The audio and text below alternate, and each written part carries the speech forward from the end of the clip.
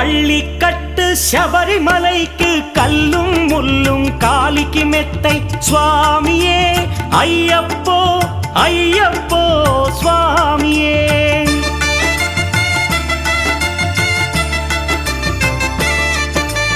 பள்ளிக்கட்டு சபரிமலைக்கு கல்லும் முள்ளும் காலிக்கு மெத்தை சுவாமியே ஐயப்போ ஐயப்போ స్వామియే.